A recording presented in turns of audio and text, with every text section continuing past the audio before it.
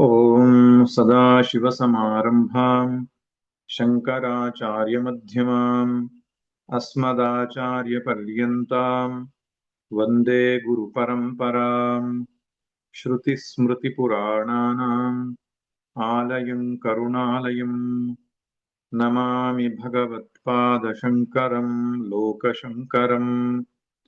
शङ्करम् शङ्कराचार्यम् केशवम् बादरायणम् सूत्रभाष्यकृतौ वन्दे भगवन्तौ पुनः पुनः।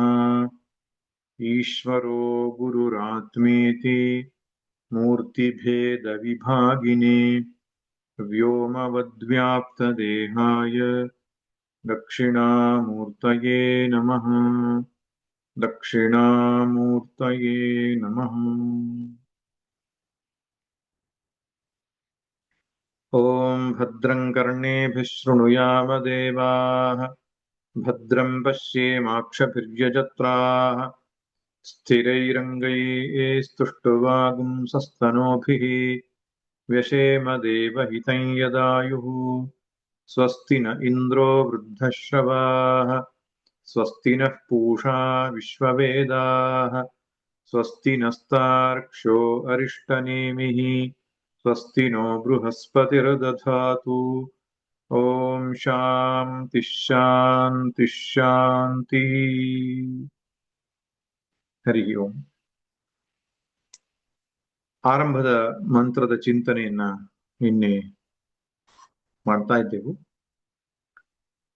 ಅಥ ಆಶ್ವಲಾಯನಃ ಭಗವಂತಂ ಪರಮೇಷ್ಠಿನಂ ಉಪಸಮೇತ್ಯ ಉವಾಚ. ಅಧಿಕಾರಿಯಾದ ಶಿಷ್ಯನು ಆಶ್ವಲಾಯನ ಎಂಬ ನಾಮವುಳ್ಳ ಶಿಷ್ಯನು ಅಧಿಕಾರಿಯಾದ ಗುರುಗಳನ್ನ, ಸಾಕ್ಷಾತ್ ಹಿರಣ್ಯಗರ್ಭನನ್ನ ಅಥವಾ ಚತುರ್ಮುಖ ಬ್ರಹ್ಮನನ್ನ, ಪ್ರಜಾಪತಿಯನ್ನ ಅವನು ಬಳಿ ಸಾರಿದನು ಅಂತ. ವಿಧಿವದುಪಸನ್ನ ಅಂತ ಬೇರೆ ಕಡೆಯಲ್ಲಿ ಬರುತ್ತದೆ. ವಿಧಿವತ್ತಾಗಿ ಗುರುವಿನ ಬಳಿಯಲ್ಲಿ ಹೋಗಬೇಕು ಅಂತ. ಆದ್ದರಿಂದ ಅದನ್ನೆಲ್ಲ ನಾವು ಕಲ್ಪನೆ ಮಾಡಿಕೊಳ್ಬೇಕು. ಅಥ ಎನ್ನುವ ಶಬ್ದದ ಮೂಲಕ ಸಾಧನ ಚತುಷ್ಟಯ ಸಂಪನ್ನನು ವಿಧಿವತ್ತಾಗಿ ಗುರುವಿನ ಬಳಿ ಸಾರಿದನು ಎಂಬಂಥದ್ದು ಒಂದು ಪೀಠಿಕೆಯಾಗಿ ಗುರು ಶಿಷ್ಯರ ಸಂಬಂಧವನ್ನ ಹೇಳ್ತಕ್ಕಂತಹ ಮಾತು. ಮುಂಡಕೋಪನಿಷತ್ತು ಕೂಡ ಈ ಮಾತನ್ನು ಹೇಳುತ್ತೆ. ತದ್ವಿಜ್ಞಾನಾರ್ಥಂ ಸ ಗುರುಮೇವ ಅಭಿಗಚ್ಚೇತ್ ಅಂತ. ಆತ್ಮಜ್ಞಾನಕ್ಕಾಗಿ ಗುರುವನ್ನೇ ಬಳಿ ಸಾರಬೇಕು ಎಂಬುದಾಗಿ ಹೇಳುತ್ತೆ. ಆ ಸಂದರ್ಭದ ಭಾಷ್ಯವನ್ನು ಬರೆಯುವಾಗ ಶಂಕರ ಭಗವತ್ಪಾದರು ಹೇಳ್ತಾರೆ, ಸ್ವಾತಂತ್ರ್ಯೇಣ ಬ್ರಹ್ಮಜ್ಞಾನಾನ್ವೇಷಣಂ ನ ಕುರ್ಯಾತ್ ಸರ್ವಶಾಸ್ತ್ರವಿದಪಿ ಅಂತ. ಸಕಲ ಶಾಸ್ತ್ರಗಳನ್ನ ತಿಳಿದವನಾಗಿದ್ದರೂ ಕೂಡ ಸ್ವತಂತ್ರವಾಗಿ ಬ್ರಹ್ಮಜ್ಞಾನಾನ್ವೇಷಣೆ ಮಾಡಬಾರ್ದು, ಗುರುವಿನ ಬಳಿಯಲ್ಲಿ ಹೋಗಬೇಕು ಎಂಬಂತಹ ಒಂದು ನಿಯಮ ಅದು ಉಪನಿಷತ್ತು, ಗೀತೆ ಎಲ್ಲಾ ಕಡೆಯಲ್ಲೂ ಕಾಣಬರುತ್ತೆ. ಆಚಾರ್ಯವಾನ್ ಪುರುಷೋ ವೇದ, ಛಾಂದೋಗ್ಯ ಉಪನಿಷತ್ತೆ ಆಚಾರ್ಯಾದೇವ ವಿದ್ಯಾ ವಿದಿತ ಸಾಧಿಷ್ಠಂ ಪ್ರಾಪತ್. ಆಚಾರ್ಯನಿಂದ ತಿಳಿಯಲ್ಪಟ್ಟಂತಹ ವಿದ್ಯೆಯೇ ಸಾರ್ಥಕವಾಗ್ತದೆ. ಆಚಾರ್ಯವಂತನು ಅಂದ್ರೆ ಆಚಾರ್ಯನನ್ನು ಹೊಂದಿದವನು ಆತ್ಮವನ್ನು ತಿಳಿದುಕೊಳ್ತಾನೆ. ಹೀಗೆಂಬುದಾಗಿ ಅನೇಕ ಕಡೆಯಲ್ಲಿ ಕಠೋಪನಿಷತ್ತಲು ನಾವು ನೋಡಿದ್ದೇವೆ. ನ ನರೇಣ ವರೇಣ ಪ್ರೋಕ್ತ ಏಷ ಸುವಿಜ್ಞೇಯೋ ಬಹುಧಾ ಚಿಂತ್ಯಮಾನ ಅನನ್ಯ ಪ್ರೋಕ್ತೆ ಗತಿರತ್ರ ನಾಸ್ತಿ. ಅನನ್ಯ ಪ್ರೋಕ್ತೆ ಅಗತಿ ಅತ್ರ ನಾಸ್ತಿ. ಅನನ್ಯ ಅಂದ್ರೆ ಈ ಗುರು ಅಂತ ಅರ್ಥ.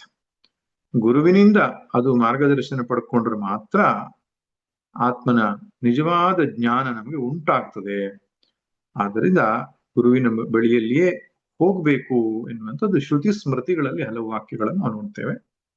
ಇಲ್ಲಿಯೂ ಆ ನಿಯಮವನ್ನ ಅವರು ಅನುಸರಿಸಿದ್ದು ಕಾಣಿಸುತ್ತೆ. ಬೇರೆ ಸಂದರ್ಭಗಳಲ್ಲಿ ಗುರುವಿನ ಲಕ್ಷಣವನ್ನು ಹೇಳುತ್ತೆ. ಶಿಷ್ಯ ಯಾರು, ಶಿಷ್ಯನ ಲಕ್ಷಣವೇನು, ಗುರು ಲಕ್ಷಣವೇನು. ಗುರುವಿನ ಲಕ್ಷಣ ಹೇಳುವಾಗ ಶ್ರೋತ್ರಿಯನು ಬ್ರಹ್ಮನಿಷ್ಠನೂ ಆಗಿರಬೇಕು ಅಂತ. ಶ್ರೋತ್ರಿಯಂ ಬ್ರಹ್ಮನಿಷ್ಠಂ ಅಂತ ಅಂದ್ರೆ ಸಂಪ್ರದಾಯದಿಂದ ಶಾಸ್ತ್ರವನ್ನ, ಉಪನಿಷತ್ತುಗಳನ್ನ, ಭಗವದ್ಗೀತೆ, ಸೂತ್ರ ಮುಂತಾದ ಪ್ರಸ್ಥಾನತ್ರಯಿಯನ್ನ ಸಂಪ್ರದಾಯದಿಂದ ಹರಿತವನಾಗಿರಬೇಕು. ಅವನು ಶ್ರೋತ್ರಿಯನು. ಆಮೇಲೆ ಬ್ರಹ್ಮವಿತ್, ಬ್ರಹ್ಮನಿಷ್ಠ ಅಂದ್ರೆ ಯಾವ ಬ್ರಹ್ಮಜ್ಞಾನ ಅವನಿಗೆ ಆಗಿದೆಯೋ ಅದರಲ್ಲಿ ನೆಲೆ ನಿಂತವನಾಗಿರಬೇಕು. ಆ ಬ್ರಹ್ಮಿ ಭಾವ, ಏಷಾ ಬ್ರಾಹ್ಮಿ ಸ್ಥಿತಿ ಪಾರ್ಥ ಅಂತ ಕೃಷ್ಣ ಹೇಳ್ತಾನಲ್ಲ. ಬ್ರಾಹ್ಮಿ ಸ್ಥಿತಿ ಅಂದ್ರೆ ಮೋಕ್ಷ. ಆ ಬ್ರಾಹ್ಮಿ ಸ್ಥಿತಿಯಲ್ಲಿ, ಬ್ರಹ್ಮಭಾವದಲ್ಲಿ ನೆಲೆ ನಿಂತವನಾಗಿರಬೇಕು. ಅದು ಗುರುವಿನ ಲಕ್ಷಣ. ಶಿಷ್ಯನ ಲಕ್ಷಣ ಹೇಳುವಾಗ ಸಾಧನ ಚತುಷ್ಟಯ ಸಂಪನ್ನ. ಆ ಎರಡೂ ಕೂಡ ಅಧಿಕಾರಿತ್ವ ಅನ್ನೋದು ಈ ಸಂದರ್ಭದಲ್ಲಿ ಇದು ಘಟಿಸಿದೆ. ಅದನ್ನ ಶ್ರುತಿ ನಮಗೆ ಪರಿಚಯ ಮಾಡಿ ಕೊಡುತ್ತೆ. ತದನಂತರ ಗುರುವಿನ ಬಳಿಯಲ್ಲಿ ಹೋಗಿ ಏನು ಮಾಡಬೇಕು? ಗುರುವಿನ ಸೇವೆ ಮಾಡಬೇಕು ಅಂತ. ತದ್ವಿಧಿ ಪ್ರಣಿಪಾತೇನ ಪರಿಪ್ರಶ್ನೇನ ಸೇವೆಯ. ಮೊದಲು ಪ್ರಣಿಪಾತ, ನಂತರ ಸೇವೆ, ಕೊನೆಗೆ ಪರಿಪ್ರಶ್ನೆ ಅಂತ. ಅದನ್ನು ನಾವು ಇಲ್ಲಿ ಊಹಿಸ್ಕೊಳ್ಬೇಕು. ನೇರವಾಗಿ ಹೋಗ್ಬಿಟ್ಟು ಪ್ರಶ್ನೆ ಕೇಳಿದ್ರು ಅಂತ ಬರುತ್ತೆ ಇದ್ರಲ್ಲಿ. ಆಶ್ವಲಾಯನರು ನೇರವಾಗಿ ಹೋದ್ರು, ಗುರುವಿನ ಬಳಿಯಲ್ಲಿ ಹೋಗಿ ಪ್ರಶ್ನೆ ಕೇಳಿದ್ರು ಅಂತ. ಆದ್ರೆ ಹಿಂದೆ ವಿಧಿಯನ್ನ ನಾವು ನೋಡ್ಬೇಕು. ಸಾಷ್ಟಾಂಗ ಪ್ರಣಾಮಗಳನ್ನು ಮಾಡಿದ್ರು, ನಾನು ನಿಮ್ಮ ಶಿಷ್ಯನಾಗ್ತೇನೆ ಎಂಬುದಾಗಿ ಅವರು ಹೇಳಿದ್ರು. ಗುರುಗಳು ಶಿಷ್ಯನನ್ನಾಗಿ ಸ್ವೀಕಾರ ಮಾಡಿದ್ರು. ಆಮೇಲೆ ಗುರುಗಳ ಇಚ್ಛೆಯಂತೆ ಸ್ವಲ್ಪ ಕಾಲ ಗುರು ಸೇವೆಯು ನಡೆಯಿತು. ತದನಂತರ ಅವರು ಪ್ರಶ್ನೆಯನ್ನು ಮಾಡಿದರು ಅಂತ. ಹೀಗೆ ನಾವು ಊಹಿಸಿಕೊಳ್ಬೇಕು. ಏನು ಪ್ರಶ್ನೆಯನ್ನ ಮಾಡಿದ್ರು? ಬಹಳ ಘನತರವಾದ ಪ್ರಶ್ನೆ. ಹೇಳ್ತಾರೆ, ಅಧೀಹಿ ಭಗವನ್ ಬ್ರಹ್ಮ ವಿದ್ಯಾಂ ವರಿಷ್ಠಾಂ ಸದಾ ಸದ್ಭಿಃ ಸೇವ್ಯಮಾನಾಂ ನಿಗೂಢಾಂ ಯಯಾ ಚಿರಾತ್ ಸರ್ವ ಪಾಪಂ ವ್ಯಪೋಹ್ಯ ಪರಾತ್ ಪರಂ ಪುರುಷಂ ಯಾತಿ ವಿದ್ವಾನ್.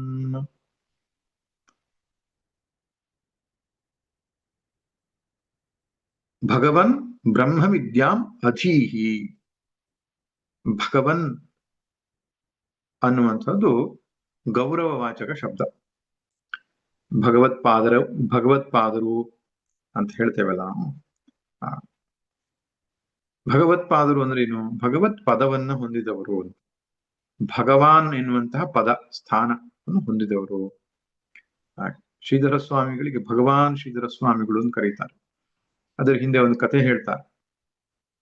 ಅವರು ಸಜ್ಜನಗಡದಲ್ಲಿದ್ದಾಗ ಸಾಕ್ಷಾತ್ ರಾಮದಾಸ ಸ್ವಾಮಿಗಳಿಗೆ ಅವರೇ ಅವರಿಗೆ ಭಗವಾನ್ ಬಿರುದನ್ನು ಕೊಟ್ಟರು ಅಂತ. ಹಾಗೆ ಎಲ್ಲರೂ ಹಾಕೊಳ್ಳುವ ಹಾಗಿಲ್ಲ ಭಗವಾನ್ ಅನ್ನುವ ಬಿರುದು. ಭಗ ಇರಬೇಕು ಅವ್ರ ಹತ್ರ. ಭಗ ಅಂದ್ರೆ ಸಂಪತ್ತು ಇರಬೇಕು. ವಿಷ್ಣು ಪುರಾಣದಲ್ಲಿ ಇನ್ನೊಂದು ಡೆಫಿನಿಷನ್ ಬರುತ್ತೆ. ಉತ್ಪತ್ತಿಂಚ ವಿನಾಶಂಚ ಭೂತಾನಾಂ ಆಗತಿಂ ಗತಿಂ ವೇತ್ತಿ ವಿದ್ಯಾಂ ಅವಿದ್ಯಾಂಚ ಸವಾಚ್ಯೋ ಭಗವಾನ್ ಇತಿ ಅಂತ. ಭಗವಾನ್ ಅಂತ ಕರೀಬೇಕಾದ್ರೆ ಅವನಿಗೆ ಯಾರ ಸಂಗತಿ ಗೊತ್ತಿರಬೇಕು ಅಂತ. ಉತ್ಪತ್ತಿಂಚ ವಿನಾಶಂಚ, ಈ ಜಗತ್ತಿನ ಸೃಷ್ಟಿ ಪ್ರಳಯ ಇವುಗಳ ಬಗ್ಗೆ ಚೆನ್ನಾಗಿ ಗೊತ್ತಿರಬೇಕು. ಭೂತಾನಾಂ ಆಗತಿಂ ಗತಿಂ, ಈ ಜೀವರಾಶಿಗಳು ಹೋಗೋದು ಮತ್ತು ಬರೋದು, ಈ ವಿಷಯ ಗೊತ್ತಿರಬೇಕು. ಅವನು ಯಾವ ಕರ್ಮವನ್ನು ಮಾಡಿದ್ದ, ಅವನಿಗೆ ಯಾಕೆ ಜನ್ಮ ಉಂಟಾಯ್ತು, ಯಾಕೆ ಭೂಮಿಗೆ ಬಂದಿದ್ದಾನೆ, ಯಾಕೆ ಹುಟ್ಟಿದ್ದಾನೆ, ಹಾಗೆ ಈ ಸೃಷ್ಟಿಯ ರಹಸ್ಯ ಗೊತ್ತಿರಬೇಕು, ಜೀವಿಯ ರಹಸ್ಯ ಗೊತ್ತಿರಬೇಕು. ವೇತ್ತಿ ವಿದ್ಯಾಂ ಅವಿದ್ಯಾಂಚ, ವಿದ್ಯೆ ಎಂದ್ರೇನು ಅವಿದ್ಯೆ ಎಂದ್ರೇನು ಅದು ಚೆನ್ನಾಗಿ ಗೊತ್ತಿರಬೇಕು. ಹೀಗಿದ್ದರೆ ಅವನಿಗೆ ಭಗವಾನ್ ಅಂತ ಕರೀತಾರೆ ಅಂತ. ಹಾಗೆ ಇನ್ನೊಂದು ಡೆಫಿನಿಷನ್, ನಿರ್ವಚನ ಏನಪ್ಪಾ ಅಂತ ಹೇಳಿದ್ರೆ ಬಹಳ ಪ್ರಸಿದ್ಧ. ಐಶ್ವರ್ಯಸ್ಯ ಸಮಗ್ರಸ್ಯ ಧರ್ಮಸ್ಯ ಯಶಸ್ಶ್ರಿಯ ವೈರಾಗ್ಯಸ್ಯಾಥ ಮೋಕ್ಷಸ್ಯ ಷಣ್ಣಾಂಭಗ ಇತೀರಣ ಅಂತ. ಈ 6 ಸಂಗತಿಗಳು ಪೂರ್ಣ ಪ್ರಮಾಣದಲ್ಲಿದ್ದರೆ ಅವನಿಗೆ ಭಗ ಅಂತ ಕರೀತಾರೆ. ಅದಕ್ಕೆ ಅದನ್ನು ಯಾರು ಹೊಂದಿದ್ದಾರೋ ಅವನು ಭಗವಾನ್. ಆದ್ರಿಂದ ಭಗವನ್ ಅನ್ನುವಂಥದ್ದು ಅವರಿಗೆ ಸಂಬೋಧನೆ. ಯಾರಿಗೆ? ಪರಮೇಷ್ಠಿಗೆ, ಪ್ರಜಾಪತಿಗೆ, ಬ್ರಹ್ಮನಿಗೆ ಮಾಡತಕ್ಕಂತಹ ಸಂಬೋಧನೆ. ಹೇ ಭಗವನ್, ಬ್ರಹ್ಮವಿದ್ಯಾಂ ಅಧೀಹಿ. ಅಧೀಹಿ ಅಂದ್ರೆ ಉಪದೇಶಿಸು ಅಂತ. ನನಗೆ ಬ್ರಹ್ಮವಿದ್ಯೆಯನ್ನು ಉಪದೇಶಿಸು. ಅಂದ್ರೆ ಈ ಪ್ರಶ್ನೆಯನ್ನ ಕೇಳ್ತಿದ್ದಾರೆ ಅಂದ್ರೆ ಅರ್ಥ ಅದ್ರ ಬಗ್ಗೆ ಗೊತ್ತಿದೆ ಅಂತ. ಏನೂ ಗೊತ್ತಿಲ್ಲದಾಗಿದ್ರೆ ಪ್ರಶ್ನೆ ಮಾಡ್ಲಿಕ್ಕೆ ಬರಲ್ಲ. ಎಲ್ಲವೂ ಗೊತ್ತಿದ್ರೆ ಪ್ರಶ್ನೆ ಹುಟ್ಟಲ್ಲ. ಏನೂ ಗೊತ್ತೇ ಇಲ್ದಿದ್ರೆ ಪ್ರಶ್ನೆ ಮಾಡ್ಲಿಕ್ಕೆ ಗೊತ್ತಾಗಲ್ಲ. ಅಲ್ಪ ಸ್ವಲ್ಪ ಗೊತ್ತಿದ್ರೆ ಸಂದೇಹ ಅನ್ನುವಂಥದ್ದು ಇರ್ತದೆ. ಎಲ್ಲಿ ಸಂದೇಹ ಇದೆಯೋ ಅಲ್ಲಿ ಜಿಜ್ಞಾಸೆ ಅನ್ನುವಂಥದ್ದು ಹುಟ್ಟುತ್ತದೆ. ಆದ್ರಿಂದ ಅಥಾತೋ ಬ್ರಹ್ಮ ಜಿಜ್ಞಾಸ, ಬ್ರಹ್ಮ ಜಿಜ್ಞಾಸೆಯನ್ನ ಆರಂಭ ಮಾಡೋಣ ಅಂತ ಬರುತ್ತಲ್ಲ.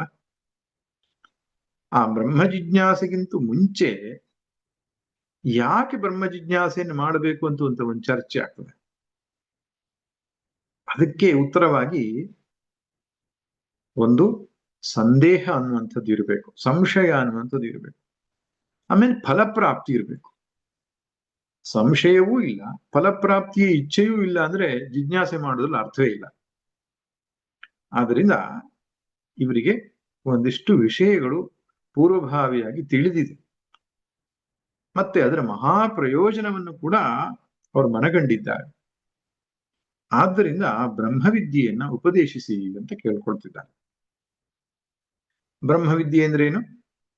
ಪರಮಾತ್ಮ ವಿದ್ಯೆ, ಅಧ್ಯಾತ್ಮ ವಿದ್ಯೆ, ಹೀಗೆಂಬುದಾಗಿ ಅಧ್ಯಾತ್ಮ ವಿದ್ಯೆ ಹೀಗೆಲ್ಲ ಕರೀತಾರಲ್ಲ, ಅದೇ ಬ್ರಹ್ಮವಿದ್ಯೆ. ಅದರ ಲಕ್ಷಣವನ್ನ ಹೇಳ್ತಾರೆ. ವಿಶೇಷವಾಗಿ 4 ಲಕ್ಷಣವನ್ನು ಹೇಳ್ತಾರೆ. ಬ್ರಹ್ಮವಿದ್ಯೆ ಎಂಥದ್ದು ಅಂತ, ಎಂಥ ಬ್ರಹ್ಮವಿದ್ಯೆ ಬೇಕು ನನಗೆ, ಆ ಬ್ರಹ್ಮವಿದ್ಯೆಯ ವಿಶೇಷತೆಗಳೇನು? ಮೊದಲೇ ಹೇಳ್ತಾರೆ ವರಿಷ್ಠಾಂ, ಅದು ಅತ್ಯಂತ ಶ್ರೇಷ್ಠವಾದದ್ದು ಅಂತ. ವರಹ, ವರಿಯಾನ್, ವರಿಷ್ಠ ಅಂತ ಈ ತರತಮ ಭಾವದಲ್ಲಿ ಹೈಯೆಸ್ಟ್, ಅತ್ಯಂತ ಹೆಚ್ಚಳವಾದದ್ದನ್ನು ಹೇಳುವಾಗ ವರಿಷ್ಠ ಅಂತ ಹೇಳ್ತಾರೆ. ವರ ಅಂದ್ರೆ ಶ್ರೇಷ್ಠ, ವರಿಯ ಅಂದ್ರೆ ಅದಕ್ಕಿಂತ ಶ್ರೇಷ್ಠ, ವರಿಷ್ಠ ಅಂದ್ರೆ ಅತ್ಯಂತ ಶ್ರೇಷ್ಠ.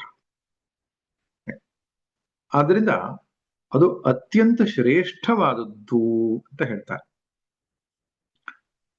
ಯಾಕೆ ಬ್ರಹ್ಮವಿದ್ಯೆ ಎನ್ನುವುದು ಶ್ರೇಷ್ಠ?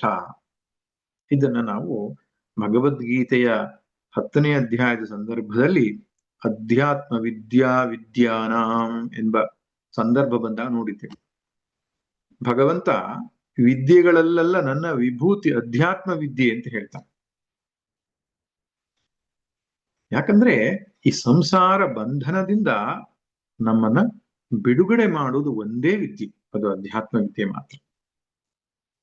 ಸಾ ವಿದ್ಯಾ ಯಾ ವಿಮುಕ್ತಯೇ ಅನ್ನುವ ಒಂದು ಪ್ರಸಿದ್ಧ ಮಾತು ಇದೆ. ವಿದ್ಯೆ ಅಂದ್ರೆ ಯಾವುದು?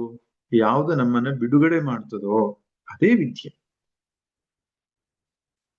ಬೇರೆ ಎಲ್ಲ ವಿದ್ಯೆಗಳು ಏನ್ ಮಾಡುತ್ತೆ? ನಮ್ಮನ್ನ ಪ್ರಪಂಚಕ್ಕೆ ಅಂಟಿಕೊಳ್ಳುವಂತೆ ಮಾಡುತ್ತೆ. ಅದು ಸಾಹಿತ್ಯ ಇರಬಹುದು, ಸಂಗೀತ ಇರಬಹುದು, ಕಲೆ ಇರಬಹುದು, ವಿಜ್ಞಾನ ಇರಬಹುದು, ವಾಣಿಜ್ಯ ಇರಬಹುದು, ತಂತ್ರಜ್ಞಾನಗಳಿರಬಹುದು. ಹೀಗೆ ಬೇರೆ ಬೇರೆ ವಿದ್ಯೆಗಳು. ನಮ್ಮ ಪ್ರಾಚೀನರು 64 ವಿದ್ಯೆ ಅಂದ್ರು. ಇವತ್ತಿನ ಕಾಲದಲ್ಲಿ ಲೌಕಿಕವಾದಂತಹ ಅನೇಕ ವಿದ್ಯೆಗಳಿವೆ. ಅವೆಲ್ಲವೂ ಕೂಡ ನಮ್ಮ ಸಾಂಸಾರಿಕ ಬಂಧನದಿಂದ ನಮಗೆ ಬಿಡುಗಡೆಯನ್ನು ಕೊಡಲ್ಲ.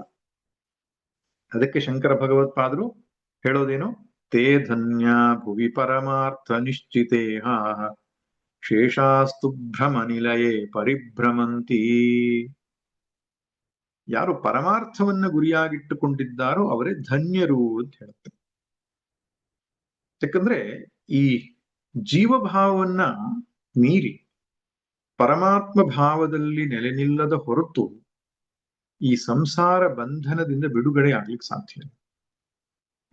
ನಾನು ಎಷ್ಟೇ ಪ್ರಯತ್ನ ಪಟ್ಟರು, ಎಷ್ಟೇ ದೊಡ್ಡ ಪದವಿಯನ್ನ ಗಳಿಸಿಕೊಂಡ್ರು, ಎಷ್ಟೇ ಕೀರ್ತಿಯನ್ನ ಯಶಸ್ಸನ್ನು ಪಡೆದುಕೊಂಡ್ರು, ಎಷ್ಟೇ ಸಂಪತ್ತನ್ನ ಇಂದ್ರಿಯ ಭೋಗಗಳನ್ನು ಸಂಪಾದಿಸಿಕೊಂಡ್ರೂ ಕೂಡ ಅದೆಲ್ಲವೂ ಕೂಡ ಶೋಭಾವಾಮರ್ತ್ಯಸ್ಯ ಯದಂತ ಕೈತತ್ ಸರ್ವೇಂದ್ರಿಯಾಣಾಂ ಜರಯಂತಿ ತೇಜಃ. ಎಲ್ಲವೂ ದೋಷಪೂರ್ಣವಾದದ್ದು. ಆದ್ದರಿಂದ ಇದೆಲ್ಲಕ್ಕೂ ಮೀರಿದ ಸ್ವತಂತ್ರವಾದ ಸ್ವರೂಪಗತವಾದ ಆ ಆನಂದ ಏನಿದೆ, ಆತ್ಮನ ನೆಲೆ ಏನಿದೆ, ಅದನ್ನು ಕಂಡುಕೊಂಡ್ರೆ ಮಾತ್ರವೇ ಈ ಸಂಸಾರದ ತಾಪತ್ರಯಗಳಿಂದ ಬಿಡುಗಡೆ. ಬೇರೆ ದಾರಿಯೇ ಇಲ್ಲ ಅಂತ. ನಾಣ್ಯಃ ಪಂಥ ಅಯನಾಯ ವಿದ್ಯತೆ, ನಾಣ್ಯಃ ಪಂಥ ವಿದ್ಯತೆ ಯನಾಯ, ಎರಡು ರೀತಿ ಪ್ರಯೋಗನೂ ಇದೆ. ಬೇರೆ ದಾರಿ ಇಲ್ಲ ಅಂತ. ಪರಮಾತ್ಮನನ್ನ ಅರಿತುಕೊಳ್ಳದೆ ಈ ಸಂಸಾರ ಬಂಧನದಿಂದ ಬಿಡುಗಡೆ ಆಗೋದಿಕ್ಕೆ ಸಾಧ್ಯವಿಲ್ಲ. ಅರಿತುಕೊಳ್ಳುವುದು ಒಂದೇ ದಾರಿ. ಸಂಸಾರ ಬಂಧನ ಅಂದ್ರೇನು? ದುಃಖ, ಭಯ, ತಾಪತ್ರಯ, ಟೆನ್ಷನ್ನು, ಸ್ಟ್ರೆಸ್ಸು ಅಂತ ಇವತ್ತಿನ ಭಾಷೆಯಲ್ಲಿ ಹೇಳುತ್ತೆ. ಆದ್ದರಿಂದ ಅಧ್ಯಾತ್ಮ ವಿದ್ಯೆ ಅಥವಾ ಬ್ರಹ್ಮವಿದ್ಯೆ ಅನ್ನೋದು ಅತ್ಯಂತ ಶ್ರೇಷ್ಠವಾದದ್ದು. ಉಪನಿಷತ್ನಲ್ಲೇ ಬರುತ್ತೆ, ಮುಂಡಕೋಪನಿಷತ್ನಲ್ಲಿ. ಶೌನಕೋ ಹವೈ ಮಹಾಶಾಲೋಂಗಿರ ಸಂವಿಧಿವದಪಸನ್ನಃ ಪಪ್ರಚ್ಚ ಕಸ್ಮಿನ್ನು ಭಗವೋ ವಿಜ್ಞಾತೆ ಸರ್ವಮಿದಂ ವಿಜ್ಞಾತಂ ಭವತೀತಿ. ಶೌನಕ ಎನ್ನುವಂತಹ ಶಿಷ್ಯ ಮಹಾಶಾಲನಾಗಿರುವಂತಹ ಅಂಗಿರಸ ಎನ್ನುವಂತಹ ಗುರುಗಳನ್ನು ಉಪಸಮೀಪಿಸಿ ಹೇಳ್ತಾನೆ, ಯಾವುದು ಒಂದನ್ನ ತಿಳಿದುಕೊಳ್ಳುವುದರಿಂದ ಎಲ್ಲವನ್ನೂ ತಿಳಿದುಕೊಂಡಂತೆ ಆಗತ್ತೋ ಅದನ್ನು ತಿಳಿಸುವಂತ. ಆಗ ಗುರುಗಳು ಹೇಳ್ತಾರೆ, ದ್ವೇ ವಿದ್ಯೆ ವೇದಿತವ್ಯೆ ಪರಾಚೈವ ಅಪರಾಚ. ಎರಡು ವಿದ್ಯೆ ಇದೆಯಪ್ಪ, ಒಂದು ಪರಾವಿದ್ಯೆ, ಇನ್ನೊಂದು ಅಪರಾವಿದ್ಯೆ ಅಂತ. ಅಪರಾವಿದ್ಯೆ ಅಂದ್ರೆ ಯಾವುದು? ಮೊದಲದನ್ನೇ ಹೇಳ್ತಾರೆ. ಋಗ್ವೇದೋ ಯಜುರ್ವೇದ ಸಾಮವೇದೋ ಅಥರ್ವವೇದ ಶಿಕ್ಷಾ ಕಲ್ಪೋ ನಿರುಕ್ತಂ ವ್ಯಾಕರಣಂ ನಿರುಕ್ತಂ ಛಂದೋ ಜ್ಯೋತಿಷಮಿತಿ. ಷಡಂಗ ಸಹಿತವಾದ ವೇದ ಅಂತ ಅಂದ್ರೆ ವೇದದ ಕರ್ಮಕಾಂಡ ಮತ್ತು ಉಪಾಸನಾ ಕಾಂಡದ ಭಾಗದ ಕುರಿತು ಹೇಳಿರುವಂಥದ್ದು. ಅದನ್ನ ಅಪರಾವಿದ್ಯೆ ಅಂತ ಕರೆದ್ರು. ಅಂದ್ರೆ ಯಜ್ಞಯಾಗಗಳನ್ನು ಮಾಡ್ತಕ್ಕಂಥದ್ದು ಅಥವಾ ಲೌಕಿಕ ಜ್ಞಾನವನ್ನು ಪಡೆದುಕೊಳ್ಳುವಂಥದ್ದು ಅಪರಾವಿದ್ಯೆ. ಇನ್ನು ಪರಾವಿದ್ಯೆ ಅಂದ್ರೆ ಯಾವುದು? ಪರ ಯಯಾ ವಸ್ತು ಲಭ್ಯತೆ. ಯಾವುದರಿಂದ ಪರವಸ್ತು, ಪರಮಾತ್ಮ ವಸ್ತು ಸಿಗುತ್ತದೋ ಅದೇ ಶ್ರೇಷ್ಠವಾದ ವಿದ್ಯೆ ಅಂತ ಹೇಳುತ್ತೆ. ಆಮೇಲೆ ಆ ಪರವಸ್ತುವಿನ ಸ್ವರೂಪ ವರ್ಣನೆ ಮಾಡುತ್ತೆ. ಎತ್ತದೃಶ್ಯಮಗ್ರಾಹ್ಯ ಮಗೋತ್ರಮ ವರ್ಣಮ ಚಕ್ಷುಶ್ರೋತ್ರಂ, ಹೀಗೆ ಮುಂಡಕದಲ್ಲಿ ಬರುವಂತಹ ವಿಷಯ. ಆದ್ದರಿಂದ ವರಿಷ್ಠವಾದ ವಿದ್ಯೆ ಕಲ್ತ್ರೆ ಇದನ್ನು ಕಲಿಬೇಕು, ಅದು ಬ್ರಹ್ಮವಿದ್ಯೆ ಎಂಬುದನ್ನು ಆಚುಲಾಂಡು ತಿಳ್ಕೊಂಡಿತ್ತು. ಆಮೇಲೆ ಹೇಳ್ತಾರೆ, ಎರಡನೇ ವಿಶೇಷಣ ಹೇಳ್ತಾರೆ, ಸದಾ ಸದ್ಭಿ ಸೇವ್ಯಮಾನ. ಈ ಬ್ರಹ್ಮವಿದ್ಯೆ ಹೇಗಿದೆಯಪ್ಪ ಅಂದ್ರೆ ಯಾವಾಗ್ಲೂ ಸತ್ಪುರುಷರಿಂದ ಸೇವಿಸಲ್ಪಡತಕ್ಕಂಥದ್ದು ಅಂತ. ಜಗತ್ನಲ್ಲಿ ಯಾರು ಸತ್ಪುರುಷರು ಅಂತಿದ್ದಾರೆ, ಸಜ್ಜನರು ಅಂತಿದ್ದಾರೆ, ಆರ್ಯರು ಅಂತಿದ್ದಾರೆ, ಸುಸಂಸ್ಕೃತರು ಅಂತಿದ್ದಾರೆ, ಅವರು ಇದನ್ನ ಯಾವಾಗಲೂ ಸೇವಿಸ್ತಾರೆ, ಇದನ್ನೇ ಭಜಿಸ್ತಾರೆ. ಮಹಾಜನೋ ಯೇನ ಗತಸ್ಸ ಪಂಥ. ಮಹಾಜನರು ನಡೆದ ದಾರಿಯನ್ನು ನಡಿಬೇಕಂತ. ಏನು ಹೇಳ್ತಾರೆ? ಯಾನಿ ಸಿದ್ಧಸ್ಯ ಲಕ್ಷಣಾನಿ ತಾನಿ ಸಾಧಕಸ್ಯ ಸಾಧನಾನಿ. ಸಿದ್ಧ ಪುರುಷರು ನಡೆದ ದಾರಿಯನ್ನು ನಾವು ನಡಿಬೇಕಂತ.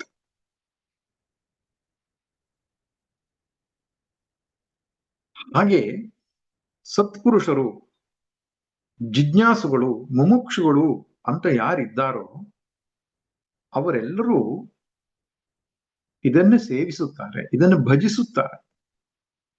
ಸೇವ್ಯಮಾನ ಅಂದ್ರೂ ಒಂದೇ, ಭಜಮಾನ ಅಂದ್ರೂ ಒಂದೇ. ಭಜಂತಿ, ಅವರು ಈ ಪರಬ್ರಹ್ಮ ವಸ್ತುವನ್ನೇ ಭಜಿಸ್ತಾ ಇರ್ತಾರೆ.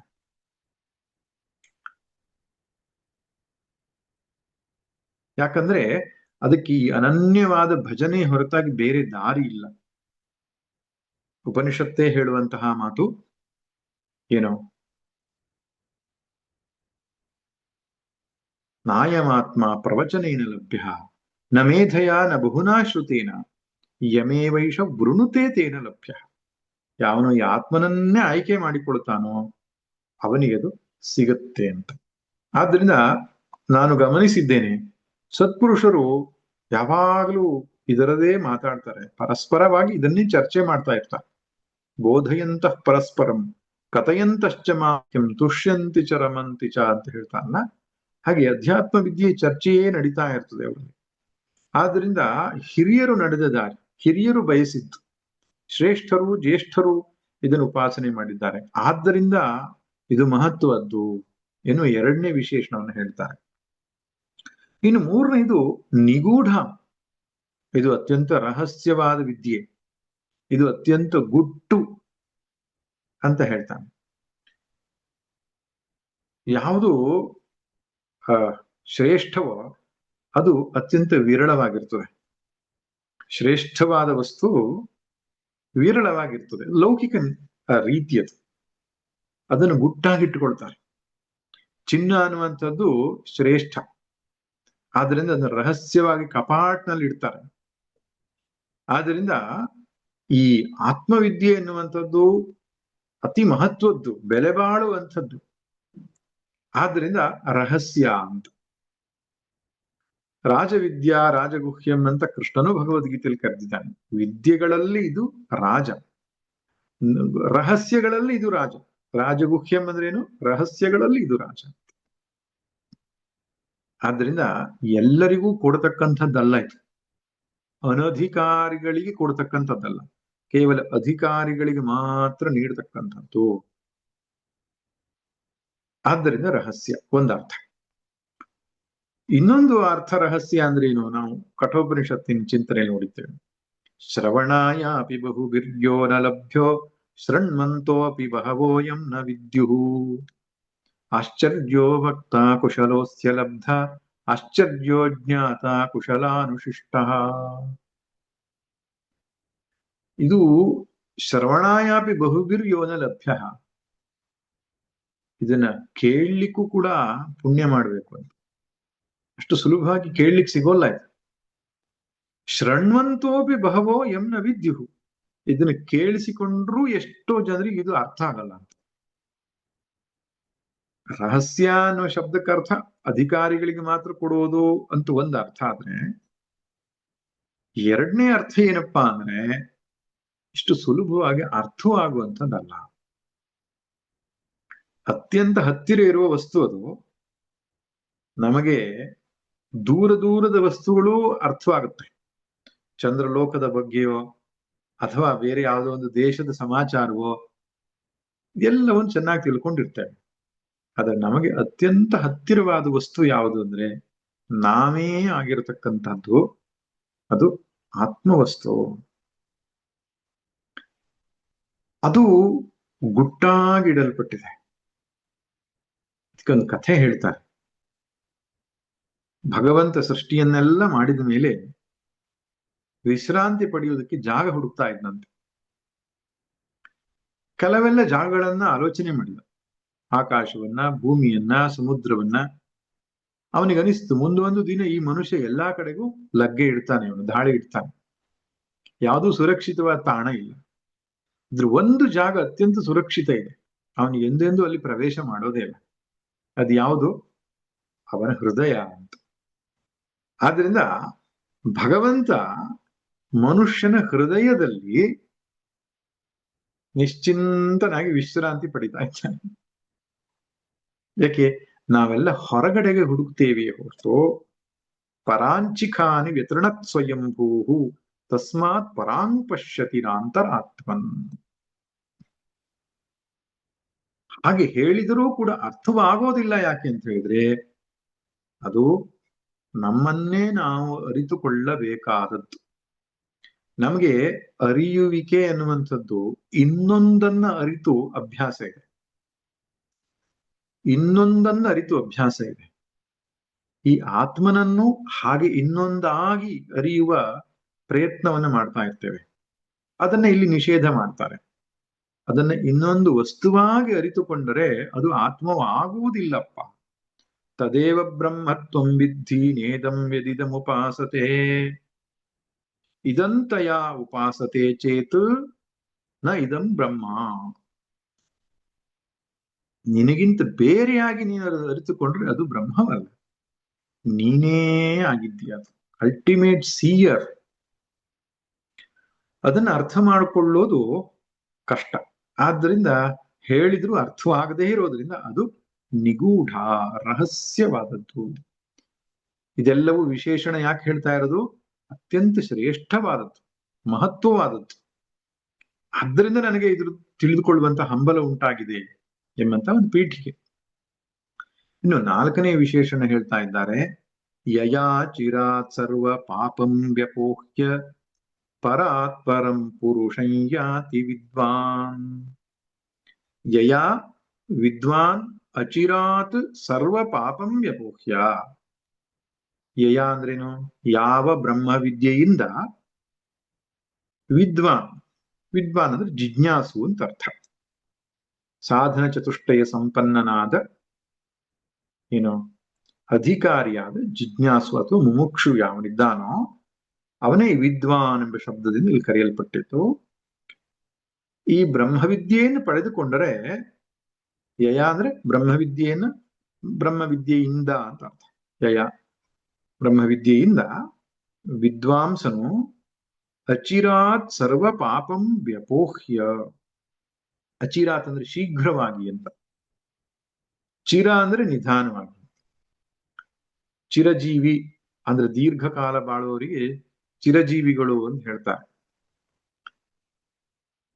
ಅದರಿಂದ ಸ್ವಲ್ಪ ಕಾಲದಲ್ಲಿ ಅಂತ ಹೇಳೋದಕ್ಕೆ ಅಚಿರ ಅಂತ ಹೇಳ್ತಾರೆ. ಶೀಘ್ರವಾಗಿ, ಇಮ್ಮಿಡಿಯೇಟ್ಲಿ, ಕ್ವಿಕ್ಲಿ ಅಂತ ಅರ್ಥ. ಅತ್ಯಂತ ಶೀಘ್ರವಾಗಿ ಸರ್ವ ಪಾಪಂ ವ್ಯಪೋಹ್ಯ, ಎಲ್ಲ ಪಾಪಗಳನ್ನ ಕಳೆದುಕೊಂಡು. ವ್ಯಪೋಹ್ಯ ಅಂದ್ರೇನು? ತೊಡೆದು ಹಾಕಿಕೊಂಡು, ಕಳೆದುಕೊಂಡು. ಪರಾತ್ಪರಂ ಪುರುಷಂ ಯಾತಿ, ಪರಾತ್ಪರನಾದ ಆ ಪುರುಷನನ್ನ ಪಡೆದುಕೊಳ್ತಾನೆ. ಇಲ್ಲಿ ಪರಾತ್ಪರ ಪುರುಷ ಅಂದ್ರೆ ಯಾರು?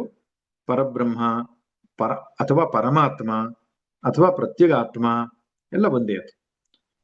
ಪುರುಷ ಅನ್ನೋ ಶಬ್ದಕ್ಕೂ ಅದೇ ಅರ್ಥ, ವಾಸುದೇವ ಅನ್ನೋ ಶಬ್ದಕ್ಕೂ ಅದೇ ಅರ್ಥ. ಆ ಪರಮಾತ್ಮನನ್ನ ಅಥವಾ ಬ್ರಹ್ಮನನ್ನ, ಸಚ್ಚಿದಾನಂದ ಬ್ರಹ್ಮವಸ್ತುವನ್ನು ಪಡೆದುಕೊಳ್ತಾನೆ. ಇದು ಬ್ರಹ್ಮವಿದ್ಯೆ ಇನ್ನೊಂದು ಶ್ರೇಷ್ಠತೆ. ಏನು? ಶೀಘ್ರವಾಗಿ ಪಾಪ ಕಳ್ಕೊಳ್ತಾನೆ ಅಂತ. ಬೇರೆ ಸಾಧನೆಗಳಲ್ಲಿ ಏನಾಗ್ತದೆ? ದೀರ್ಘಕಾಲದ ಪರಿಶ್ರಮ ಅನ್ನುವಂಥದ್ದು ಬೇಕು ಪಾಪ ಕಳೆದುಕೊಳ್ಳೋದಕ್ಕೆ. ಅಂದ್ರೆ ಬ್ರಹ್ಮಜ್ಞಾನ ಆದ ತತ್ಕ್ಷಣ ಈ ಸಕಲ ಪಾಪಗಳು ಭಂಜನ ಆಗ್ತದೆ, ಸಕಲ ಪಾಪಗಳು ನಷ್ಟ ಆಗ್ತದೆ. ಇದಕ್ಕೆ ಪ್ರಮಾಣ ಏನು? ಗೀತೆಯಲ್ಲಿ ಕೃಷ್ಣ ಸ್ಪಷ್ಟವಾಗಿ ಹೇಳ್ತಾನೆ. ಏನು?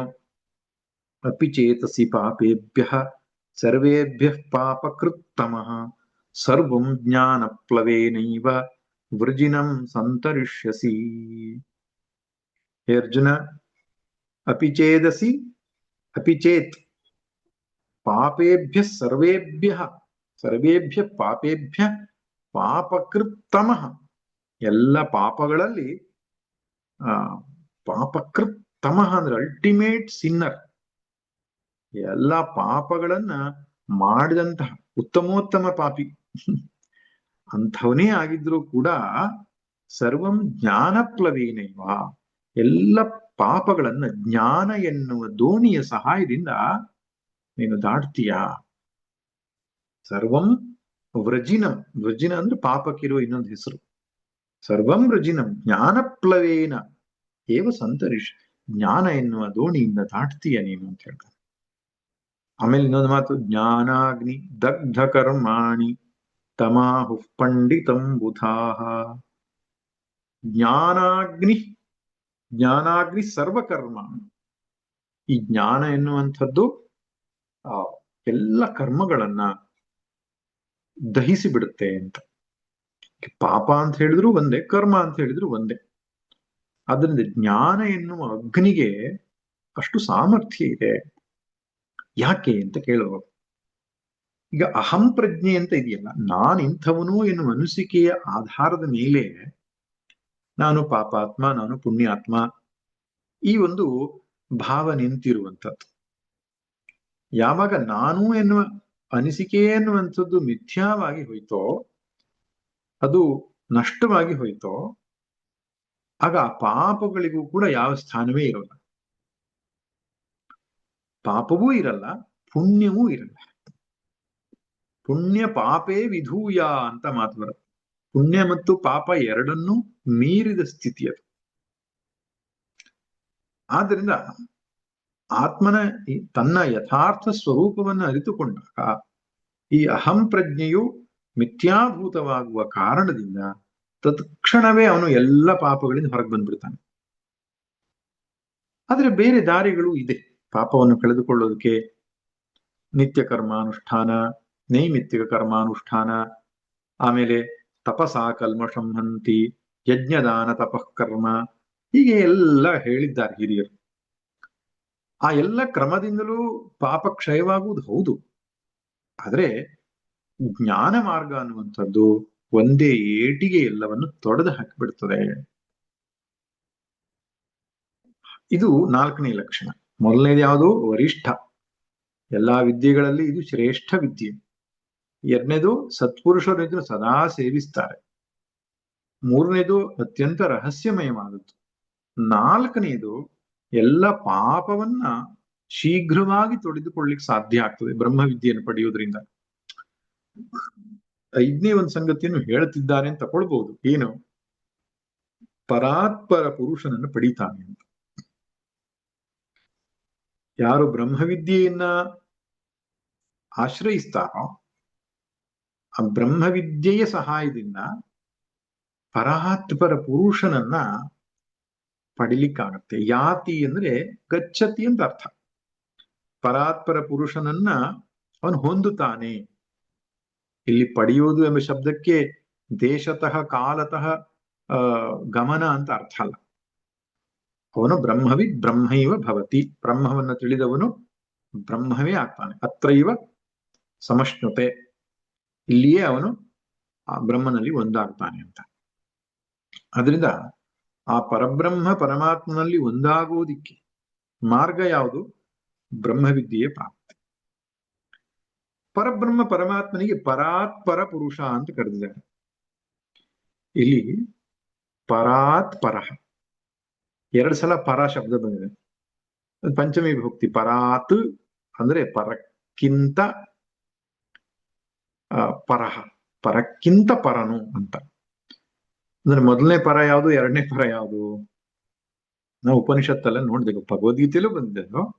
ಇಂದ್ರಿಯೇಭ್ಯ ಪರಾಹ್ಯರ್ಥ ಅರ್ಥೇಭ್ಯಶ್ಚ ಪರಂ ಮನಃ ಮನಸಸ್ತು ಪರಾ ಬುದ್ಧಿ ಬುದ್ಧೇರಾತ್ಮ ಮಹಾನ್ ಪರಃ ಮಹತಃ ಪರಮವ್ಯಕ್ತಂ ಅವ್ಯಕ್ತಾತ್ ಪುರುಷಃ ಪರಃ. ಮತ್ತೆ ಪುರುಷ ಪರ, ಅವನಿಗಿಂತ ಮೇಲೆ ಪುರುಷಾನ್ನ ಪರಂ ಕಿಂಚಿತ್ ಸಾಕಾಷ್ಠಾ ಸಾ ಪರಾಗತಿ. ಪುರುಷನಿಗಿಂತ ಮೇಲೆ ಯಾರಿಲ್ಲ, ಕಠೋಪನಿಷತ್ ಹೇಳುತ್ತೆ. ಸಾಕಾಷ್ಠ, ಇವನೇ ಅಲ್ಟಿಮೇಟ್. ಆದ್ರೆ ಅವನು ಯಾವುದಕ್ಕಿಂತ ಶ್ರೇಷ್ಠ? ಅವ್ಯಕ್ತಾತ್ ಪುರುಷಃ ಪರಃ. ಅವ್ಯಕ್ತಕ್ಕಿಂತ ಅವನು ಶ್ರೇಷ್ಠ. ಇಲ್ಲಿ ಅವ್ಯಕ್ತ ಅನ್ನೋ ಶಬ್ದ ಬದಲು ಪರಹ ಅಂತ ಶಬ್ದವೇ ಬರ್ದಿದೆ. ಅವ್ಯಕ್ತವು, ಅವ್ಯಕ್ತ ಅಂದ್ರೆ ಮಾಯಿ, ಅವ್ಯಾಕೃತ, ಅವ್ಯಕ್ತ, ಮಾಯಿ ಎಂಬುದಾಗಿ ಕರೀತಾರೆ. ಅದು ಒಂದು ಹಂತದಲ್ಲಿ ಶ್ರೇಷ್ಠವೇ. ಈ ಜಗತ್ತೆಲ್ಲವೂ ಕೂಡ ಕಾರ್ಯವಾದ ಜಗತ್ತು ಕಾರಣಕ್ಕೆ ಹೋಗಿ ಒಂದಾಗುತ್ತೆ. ಆ ಕಾರಣವೇ ಅಲ್ಟಿಮೇಟ್. ಆ ಕಾರಣವಾದಂತಹ ಮಾಯೆಗಿಂತಲೂ ಶ್ರೇಷ್ಠ ಯಾರು? ಪರಮಾತ್ಮ. ಆದ್ದರಿಂದ ಪರಾತ್ಪರಃ ಪುರುಷಂ ಎಂಬುದಾಗಿ ಕರೆದಿದ್ದಾರೆ. ಪರಮಾತ್ಮನಿಗೆ ಇನ್ನೊಂದು ಹೆಸರು ಪುರುಷ. ಯಸ್ಮಾತ್ ಪರಂ ನ ಪರಮಸ್ತಿ ಕಿಂಚಿತ್ ಯಸ್ಮಾನ್ನಾಣೀಯೋ ನ ಜಾಯೋಸ್ತಿ ಕಶ್ಚಿತ್ ವೃಕ್ಷ ಇವ ಸ್ತಬ್ಧಃ ದಿವಿ ತಿಷ್ಠತಿ ಏಕಃ ತೇನ ಇದಂ ಪೂರ್ಣಂ ಪುರುಷೇಣ ಸರ್ವಂ. ಪುರುಷ ಎಂಬ ಶಬ್ದಕ್ಕೆ ಏನರ್ಥ? ಪೂರಯತಿ. ಪೂರಯತಿ ಸರ್ವಂ ಇತಿ ಪುರುಷ. ಎಲ್ಲವನ್ನೂ ಅವನು ತುಂಬಿದ್ದಾನೆ ಅಂತ. ಎಲ್ಲೆಲ್ಲೂ ತುಂಬಿ ತುಳುಕಾಡುತ್ತಿರುವ ಚೈತನ್ಯ ಅದು. ಒಳ ಹೊರಗೆಲ್ಲ ತುಂಬಿರುವ ಚೈತನ್ಯ. ಆದ್ದರಿಂದ ಪುರುಷ. ಪೂರ್ಣತ್ವಾತ್ ಪುರುಷ ಅಂತಲೂ ಹೇಳ್ತಾರೆ. ಪೂರಯತಿ ಸರ್ವಂ ಇತಿ ಪುರುಷ. ಎಲ್ಲವನ್ನು ತುಂಬಿದ್ದಾನೆ. ಇನ್ನೊಂದು ಪುರಿಶೇತೆ ಇತಿ ಪುರುಷ. ಪುರಿ ಅಂದ್ರೇನು? ಜೀವದ ಒಳಗಡೆಗೆ ನೆಲೆಸಿದ್ದಾನೆ ಸಾಕ್ಷಿ ರೂಪದಿಂದ. ಆದ್ದರಿಂದಲೂ ಅವನು ಪುರುಷ. ಇವೆರಡು ವ್ಯುತ್ಪತ್ತಿ. ಆದ್ದರಿಂದ ಪರಮಾತ್ಮನಿಗೆ ಒಂದು ಚಂದದ ಹೆಸರು ಏನಪ್ಪಾ ಅಂದ್ರೆ ಪುರುಷ ಅಂತ. ಪರಾತ್ಪರಂ ಪುರುಷ ಅಂದ್ರೆ ಪರಬ್ರಹ್ಮ ಪರಮಾತ್ಮ ಅವನನ್ನ ಪಡೆದುಕೊಳ್ತಾನೆ. ಅಂತಹ ವಿದ್ಯೆ ಅದು, ಬ್ರಹ್ಮವಿದ್ಯೆ, ಅದು ನನಗೆ ಉಪದೇಶಿಸಿ ಎಂಬುದಾಗಿ ವಿನಮ್ರನಾಗಿ ವಿನೀತನಾಗಿ ಗುರುಗಳ ಮುಂದೆ ವಿನಂತಿಸಿಕೊಳ್ತಾ ಇದ್ದಾನೆ. ಅರ್ಜುನ ಹೇಳಿದಾಗೆ ಶಾಧಿಮಾಂ ತ್ವಾಂ ಪ್ರಪನ್ನಂ. ಶರಣಾಗತನಾದ ನಿನಗೆ, ಶರಣಾಗತನಾದ ನೀನು ನನ್ನನ್ನು ಕುರಿತು ಉಪದೇಶ ಮಾಡು. ಶರಣಾಗತನಾದ ನಾನು ನಿನ್ನಲ್ಲಿ ಪ್ರಾರ್ಥಿಸಿಕೊಳ್ತಾ ಇದ್ದೀನಿ, ನನಗೆ ಉಪದೇಶ ಮಾಡು. ಹೀಗೆಂಬುದಾಗಿ ಶಿಷ್ಯನ ಒಂದು ಪ್ರಾರ್ಥನೆ. ಆಗ ಗುರುಗಳು ಉತ್ತರವನ್ನ ಕೊಡ್ಲಿಕ್ಕೆ ಆರಂಭ ಮಾಡಿದ್ರು. ಈಗ ಉಪದೇಶ ಆರಂಭ. ತಸ್ಮೈ ಸಹೋವಾಚ ಪಿತಾಮಹಶ್ಚ ಶ್ರದ್ಧಾ ಭಕ್ತಿ ಧ್ಯಾನ ಯೋಗಾದವೈಹಿ. ತಸ್ಮೈ ಅಂದ್ರೆ ಅಂತಹ ಶಿಷ್ಯನಿಗೆ, ಅಧಿಕಾರಿಯಾದ ಹಾಗೂ ಜಿಜ್ಞಾಸುವಾದ ಶಿಷ್ಯನಿಗೆ. ಪ್ರಶ್ನೆ ಕೇಳಿದ್ನಲ್ಲ, ಪೂರ್ವ ಸಿದ್ಧತೆಯನ್ನು ಮಾಡಿಕೊಂಡು ಒಂದಿಷ್ಟು ಜಿಜ್ಞಾಸೆಯನ್ನ ಇಟ್ಟುಕೊಂಡು ಬಂದು ಶರಣಾಗತನಾಗಿ ಪ್ರಶ್ನೆ ಕೇಳಿದ್ನಲ್ಲ, ತಸ್ಮೈ ಆ ಶಿಷ್ಯನಿಗೆ ಸ ಪಿತಾಮಹ ಹ ಉವಾಚ. ಹ ಉವಾಚ ಹೋವಾಚ ಆಗಿದೆ. ಹ ಅಂದ್ರೆ ನಿಶ್ಚಿತವಾಗಿ, ನಿಶ್ಚಯವಾಗಿ, ಸ್ಪಷ್ಟವಾಗಿ, ಸ್ಫುಟವಾಗಿ, ನಿಖರವಾಗಿ, ಗೊಂದಲಗಳಿಲ್ಲದೆ, ಸಂಶಯರಹಿತವಾಗಿ, ವಿಪರ್ಯಯರಹಿತವಾಗಿ, ಹಾಗೆ ಅಂದ್ರೆ ನಿಶ್ಚಯವಾದ ಜ್ಞಾನವನ್ನು ಹೇಳ್ತಾ ಇದೆ ಹ ಅನ್ನುವಂಥದ್ದು. ಸ ಪಿತಾಮಹ ಉವಾಚ, ಆ ಪಿತಾಮಹನು ಹೇಳಿದನು. ಪಿತಾಮಹ ಅಂತ ಹೇಳಿದ್ರೆ ಯಾರು? ಬ್ರಹ್ಮನು. ಬ್ರಹ್ಮ ಅಲ್ಲ, ಬ್ರಹ್ಮ. ಸೃಷ್ಟಿಕರ್ತನಾದ ಬ್ರಹ್ಮ. ಸಮಷ್ಟಿ ಬುದ್ಧಿಯ ಅಭಿಮಾನಿ, ಅಂತಃಕರಣದ ಅಭಿಮಾನಿ. ಹಿರಣ್ಯಗರ್ಭ ಅಥವಾ ಬ್ರಹ್ಮ ಅಥವಾ ಏನ್ ಹೇಳ್ತಾರೆ, ವಿಶ್ವಸ್ಯ ಕರ್ತ, ಭುವನಸ್ಯ ಭೋಕ್ತ, ಸೃಷ್ಟಿಕರ್ತ ಅವನು. ಆಮೇಲೆ ಪ್ರಥಮಜ, ಮೊದಲು ಹುಟ್ಟಿದವನು. ಅಂತಹ ಹಿರಣ್ಯಗರ್ಭನು ಉವಾಚ, ಉಪದೇಶವನ್ನು ಆರಂಭ ಮಾಡಿದನು. ಏನ್ ಹೇಳ್ತಾನೆ? ಮೊದಲ ಮಾತು, ಶ್ರದ್ಧಾ ಭಕ್ತಿ ಧ್ಯಾನ ಯೋಗಾತ್ ಅವೈಹಿ. ನಾನು ಆತ್ಮಸ್ವರೂಪವನ್ನ ಅಥವಾ ಬ್ರಹ್ಮವಿದ್ಯೆಯನ್ನ ನಿನಗೆ ಉಪದೇಶಿಸ್ತೇನೆ. ಆದ್ರೆ ನೀನು ಅದನ್ನು ಸ್ವೀಕರಿಸುವುದಕ್ಕೆ ಒಂದು ಸಿದ್ಧತೆ ಬೇಕಾಗ್ತದೆ, ನಿನ್ನಲ್ಲಿ ಪೂರ್ವ ಸಿದ್ಧತೆ ಬೇಕಾಗ್ತದೆ. ಮುಖ್ಯವಾಗಿ ಶ್ರದ್ಧೆ ಬೇಕು, ಎರಡನೇದಾಗಿ ಭಕ್ತಿ ಬೇಕು, ಮೂರನೇದಾಗಿ ಧ್ಯಾನ ಯೋಗವನ್ನ ಆಶ್ರಯಿಸಬೇಕು ನೀವು. ಇದು ಮೂರು ಪ್ರಮುಖ ಸಾಧನಗಳಿಂದ ಬ್ರಹ್ಮಜ್ಞಾನ ಪಡ್ಕೊಳ್ಳಬಹುದು ಅಂತ ಹೇಳ್ತಾರೆ. ಆದ್ದರಿಂದ ಅಧ್ಯಾತ್ಮ ಸಾಧನೆಯಲ್ಲಿ ಬಹಳ ಮುಖ್ಯವಾದ ಸಂಗತಿ ಏನಪ್ಪಾ ಅಂದ್ರೆ ಶ್ರದ್ಧೆ. ಭಗವದ್ಗೀತೆಯು ಹೇಳುತ್ತಲ್ಲ, ಶ್ರದ್ಧಾವಾನ್ ಲಭತೆ ಜ್ಞಾನಂ. ಶ್ರದ್ಧೆ ಇದ್ದರೆ ಮಾತ್ರ ಈ ಮಾರ್ಗದಲ್ಲಿ ಮುಂದುವರಿಲಿಕ್ಕಾಗ್ತದೆ. ಸಂಶಯಾತ್ಮ ವಿನಶ್ಯತಿ. ಸಂಶಯ ಇದ್ರೆ ಒಂದು ಹೆಜ್ಜೆ ಕೂಡ ಮುಂದೆ ಹೋಗ್ಲಿಕ್ಕಾಗ. ಬೇರೆ ಬೇರೆ ಉಪನಿಷತ್ತುಗಳು ಈ ಮಾತನ್ನು ಹೇಳುತ್ತೆ. ಅಸ್ತಿತ್ಯೇವೋಪಲಬ್ಧವ್ಯ, ಅಸ್ತಿತ್ಯೇವೋಪಲಬ್ಧಸ್ಯ ತತ್ವಭಾವ ಪ್ರಸೀದತಿ. ಭಗವಂತನಿದ್ದಾನೆ, ಆತ್ಮ ಇದೆ, ಆತ್ಮ ಅನ್ನೋ ವಸ್ತು ಇದೆ, ಪರಬ್ರಹ್ಮ ಎನ್ನುವ ವಸ್ತು ಇದೆ, ಅದು ನಮ್ಮೆಲ್ಲರ ಆತ್ಮವೂ ಆಗಿದೆ. ಈ ವಿಷಯದ ಕುರಿತಾಗಿ ನಮಗೆ ಸಂಶಯ ಇರಕೂಡುದು. ಅಸ್ತೀತಿ ಏವ ಉಪಲಬ್ಧಸ್ಯ ತತ್ವಭಾವ ಪ್ರಸೀದ. ಅದಿದೆ ಎಂಬುದಾಗಿ ಶ್ರದ್ಧೆಯಿಂದ ನಾವು ನಂಬಿ ಮುಂದುವರಿದ್ರೆ ತತ್ವಭಾವ ಪ್ರಸೀದತಿ, ನಮಗೆ ಜ್ಞಾನ ಉಂಟಾಗುತ್ತದೆ ಅಂತ. ಅಸನ್ನೇವ ಸಭವತಿ ಅಸದ್ಬ್ರಹ್ಮೇತಿ ವೇದ ಚೇತ್ ಅಸ್ತಿ ಬ್ರಹ್ಮೇತಿ ಚೇದ್ವೇದ ಸಂತಮೇನಂ ತಥೋ ವಿದುರ್. ತೈತರಿಯ ಉಪನಿಷತ್ತು ಹೇಳೋ ಮಾತು. ಅಸದ್ಬ್ರಹ್ಮೇತಿ ವೇದ ಅಸನ್ನೇವ ಸಭವತಿ ಅಂತ. ಯಾರು ದೇವರು ಅಸತ್ತೆಂಬುದಾಗಿ ಹೇಳ್ತಾರೋ, ದೇವರು ಅಂತ ನಾವು ಕನ್ನಡದಲ್ಲಿ ಹೇಳ್ತೇವಲ್ಲ, ಅಂದ್ರೆ ವೇದಾಂತದ ಭಾಷೆಯಲ್ಲಿ ಬ್ರಹ್ಮ, ಪರಬ್ರಹ್ಮ ವಸ್ತು, ಆತ್ಮವಸ್ತು, ಅದು ಇಲ್ಲ ಅಂತ ಹೇಳಿದ್ರೆ ಅವನೇ ಇಲ್ಲವಾಗ್ತಾನೆ ಅಂತ. ಯಾಕೆ? ಯಾವನು ಹೇಳುತ್ತಿದ್ದಾನೋ ಅವನೇ ಆ ಪರಬ್ರಹ್ಮ ವಸ್ತು, ಅವನನ್ನ ನಿರಾಕರಣೆ ಮಾಡ್ಕೊಂಡಾಗ ಆಗ್ಬಿಡುತ್ತೆ. ಆದ್ರಿಂದ ಸನ್ನೇವ ಸಭವತಿ ಅಸದ್ಬ್ರಹ್ಮೇತಿ ವೇದ ಚೇತ್ ಅಸ್ತಿ ಬ್ರಹ್ಮೇತಿ ಚೇದ್ವೇದ.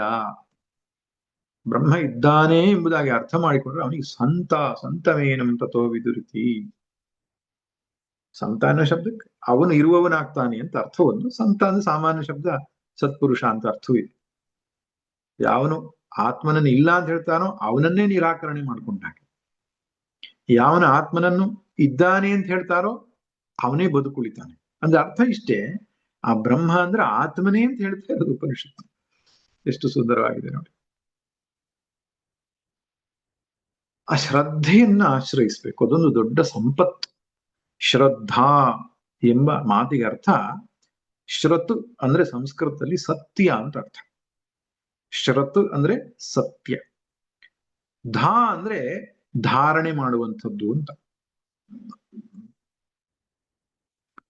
ಅಥವಾ ದಧಾತಿ ಅಂತಲೂ ತೆಗೆದುಕೊಳ್ಬಹುದು. ಶ್ರತ್ ದಧಾತಿ ಇತಿ ಶ್ರದ್ಧಾ, ಶ್ರತ್ ಧಾರಯತಿ ಇತಿ ಶ್ರದ್ಧಾ. ಸತ್ಯವನ್ನು ಧರಿಸುವಂಥದ್ದು. ಸತ್ಯ ಅಂದ್ರೆ ಯಾವುದು? ಅಲ್ಟಿಮೇಟ್ ಟ್ರೂತ್ ಯಾವುದು? ಪರಮಾತ್ಮ. ಅದನ್ನು ಧರಿಸಬೇಕಾದ್ರೆ ಶ್ರದ್ಧಾ ಎನ್ನುವ ಪಾತ್ರ ಬೇಕು. ಶ್ರದ್ಧಾ ಸೂಕ್ತ ಎಂಬುದಾಗಿ ವೇದದಲ್ಲಿ ಶ್ರದ್ಧೆಯ ಮಹಿಮೆ ಹೇಳಿರ್ತಕ್ಕಂತಹ ಒಂದು ಸೂಕ್ತವಿದೆ. ಹಾಗೆ ಶ್ರದ್ಧೆ ಎನ್ನುವುದು ಬಹುಜನ್ಮದ ಪುಣ್ಯದ ಫಲ. ಅಷ್ಟು ಸುಲಭವಾಗಿ ವೇದಾಂತ ವಾಕ್ಯಗಳಲ್ಲಿ ಅಥವಾ ಭಗವಂತನ ಅಸ್ತಿತ್ವದಲ್ಲಿ, ಗುರುವಿನ ವಿಷಯದಲ್ಲಿ ನಮಗೆ ಶ್ರದ್ಧೆ ಹುಟ್ಟೋದಿಲ್ಲ. ನೆನಪಿರ್ಲಿ, 4 ವಿಷಯದಲ್ಲಿ ಶ್ರದ್ಧೆ ಇರಬೇಕು. ಒಂದು, ಈಶ್ವರನ ಅಸ್ತಿತ್ವದಲ್ಲಿ ಶ್ರದ್ಧೆ ಇರಬೇಕು. ಎರಡನೇದು ಏನು, ಶಾಸ್ತ್ರಗಳಲ್ಲಿ ಶ್ರದ್ಧೆ ಇರಬೇಕು. ವೇದ, ಉಪನಿಷತ್ತು, ಭಗವದ್ಗೀತೆ ಮುಂತಾದ ವಾಕ್ಯಗಳಲ್ಲಿ ಶ್ರದ್ಧೆ ಇರಬೇಕು. ಮೂರನೇದು, ಗುರುವಾಕ್ಯದಲ್ಲಿ ಶ್ರದ್ಧೆ ಇರಬೇಕು. ಗುರುವಾಕ್ಯ ಅಂದ್ರೆ ಶಂಕರ ಭಗವತ್ಪಾದ. ನಮ್ಗೆಲ್ಲ ಗುರುಗಳ ಯಾರಪ್ಪ? ಶಂಕರ ಭಗವತ್ಪಾದ. ಅಥವಾ ಶಂಕರ ಭಗವತ್ಪಾದರ ಉಪದೇಶವನ್ನ ಯಾರು ಹೇಳ್ತಾರೋ ಅವರು ಗುರುಗಳು. ಆ ಗುರುವಾಕ್ಯದಲ್ಲಿ ಶ್ರದ್ಧೆ ಇರಬೇಕು. ನಾಲ್ಕನೇದು, ತನ್ನ ವಿಷಯದಲ್ಲಿ ವಿಶ್ವಾಸ ಇರಬೇಕು. ಆತ್ಮಶ್ರದ್ಧೆ, ಆತ್ಮವಿಶ್ವಾಸ ಅನ್ನುವಂಥದ್ದು ಇರಬೇಕು. ಅಂದ್ರೆ ನಾನು ಸಾಧಿಸಬಲ್ಲೆ, ನಾನು ಪಡೆದುಕೊಳ್ಳಬಲ್ಲೆ, ನನಗೆ ದೇವರು ಆ ಶಕ್ತಿಯನ್ನು ಕೊಟ್ಟಿದ್ದಾನೆ, ಈ ವಿಷಯದಲ್ಲೂ ಶ್ರದ್ಧೆ. ಈ 4 ಸಂಗತಿಗಳಲ್ಲಿ ಶ್ರದ್ಧೆ ಇರಬೇಕು ಅಂತ ಹೇಳ್ತಾರೆ.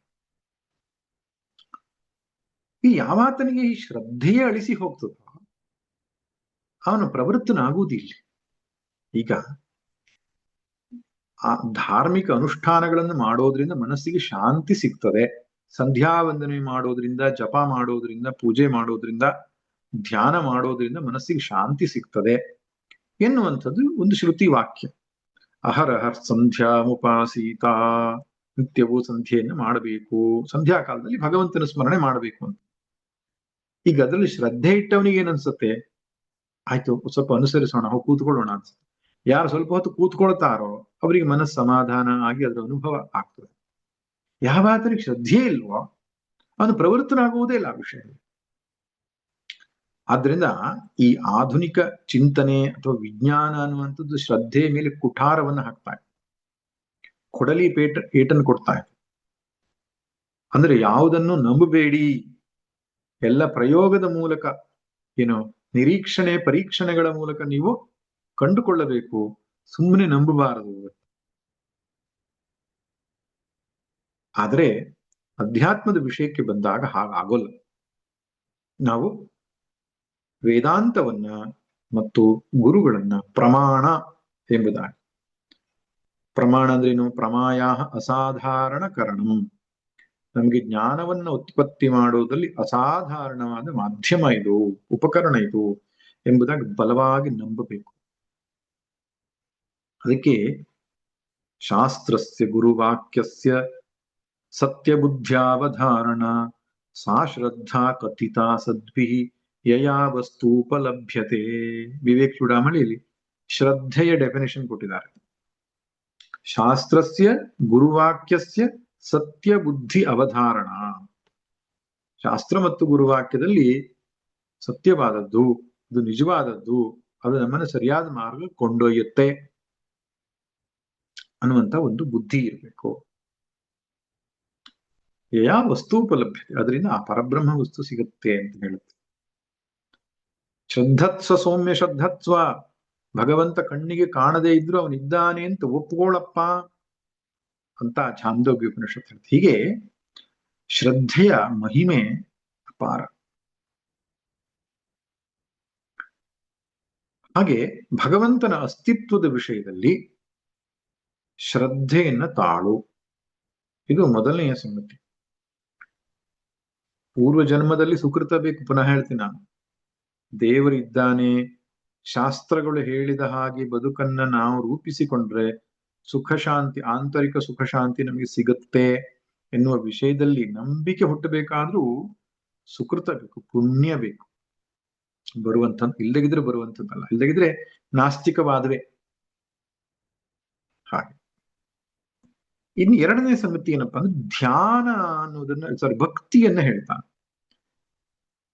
ಕೆಲವರು ಇದಕ್ಕೆ ಶ್ರದ್ಧಾಯೋಗ, ಭಕ್ತಿ ಯೋಗ ಮತ್ತು ಧ್ಯಾನ ಯೋಗದಿಂದ ತಿಳಿದುಕೋ ಅಂತ ಹೇಳಿದ್ದಾರೆ ಎಂಬ ಅರ್ಥವನ್ನು ಮಾಡ್ತಾರೆ. ಇಲ್ಲ ಪ್ರತ್ಯೇಕವಾಗಿ ಶ್ರದ್ಧೆ, ಭಕ್ತಿ ಮತ್ತು ಧ್ಯಾನ ಯೋಗ ಎನ್ನುವ 3 ಶಬ್ದಗಳನ್ನು ಮಾಡ್ಕೊಳ್ಬಹುದು. ಎರಡನೇದು ಭಕ್ತಿ ಇರ್ಲಿ ಅಂತ ಹೇಳ್ತಾರೆ. ಭಕ್ತಿ ಅನ್ನೋ ಶಬ್ದಕ್ಕೆ ಅರ್ಥ ಏನು? ಪ್ರೇಮ. ಏನೊಂದು ಅಧ್ಯಾತ್ಮ ಪಥವನ್ನು ನಾವು ಕ್ರಮಿಸ್ತಾ ಇದ್ದೇವೆ, ಆ ಮಾರ್ಗದಲ್ಲಿ ಮತ್ತು ಧ್ಯೇಯದಲ್ಲಿ ಎರಡರ ಬಗ್ಗೆನೂ ಪ್ರೇಮ ಇರಬೇಕು. ಈ ಸಾಧನಾ ಪಥದಲ್ಲಿಯೂ ಪ್ರೇಮ ಇರಬೇಕು, ಮತ್ತು ಹೋಗಿ ಮುಟ್ಟಬೇಕಾದ ಗುರಿಯ ಬಗ್ಗೆಯೂ ಕೂಡ ಪ್ರೇಮ ಇರಬೇಕು. ಹೋಗಿ ಮುಟ್ಟಬೇಕಾದ ಗುರಿ ಯಾವುದು? ಭಗವಂತ. ಅದಕ್ಕೆ ಸಹಾಯಕವಾಗುವಂಥದ್ದು ಯಾವುದು? ಗುರು ಮತ್ತು ಶಾಸ್ತ್ರ.